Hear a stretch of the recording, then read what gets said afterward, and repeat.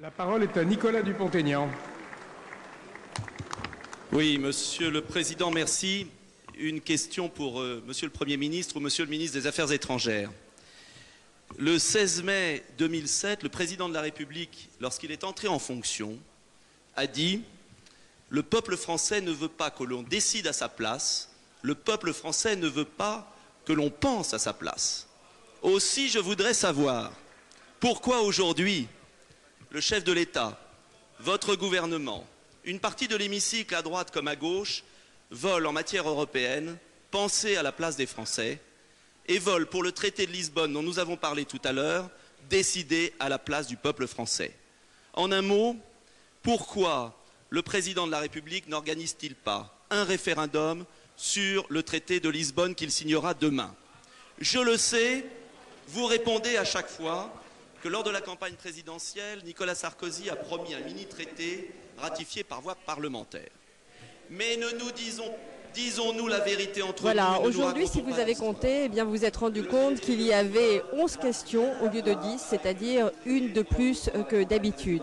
C'est Nicolas Dupont-Aignan que vous avez entendu à l'instant, qui est un ancien député UMP, un féroce souverainiste, je dirais, et un anti-européen. Alors hier, il n'a pas pu s'exprimer au débat préalable au Conseil européen, car il est non-inscrit. Et c'est un handicap majeur pour les non-inscrits, ils n'appartiennent pas à un groupe, et donc ils peuvent difficilement s'exprimer dans cet hémicycle. Ils sont d'ailleurs, comme vous le voyez, relégués au fond de cet hémicycle, et ils n'ont droit à une question qu'une fois, une question d'actualité qu'une fois par an. Alors, vous l'avez entendu au début de sa question, Nicolas Dupont-Aignan est contre ce traité, ce mini-traité qui a été adopté en octobre à Lisbonne et qui va être signé demain, toujours à Lisbonne d'ailleurs, par les 27 chefs d'État ou de gouvernement de l'Union européenne, mais également il s'oppose à la ratification.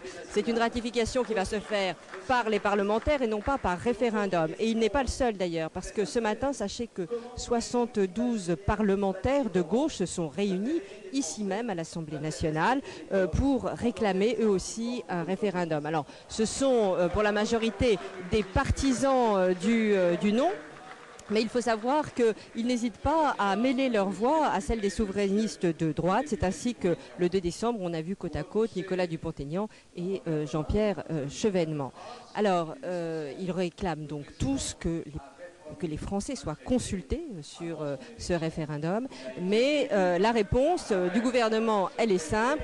Nicolas Sarkozy, dans sa campagne, avait dit qu'il ne passerait pas par la voie référendaire, mais par les parlementaires. Et donc, en l'élisant, eh bien, l'Élysée, comme Matignon d'ailleurs, estime donc que les Français ont approuvé le président de la République sur cette question de passer par la voie parlementaire.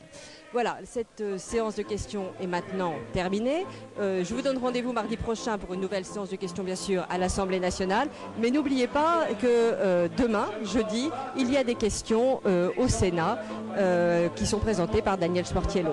Voilà, très bonne fin d'après-midi et rendez-vous demain, mardi, la semaine prochaine.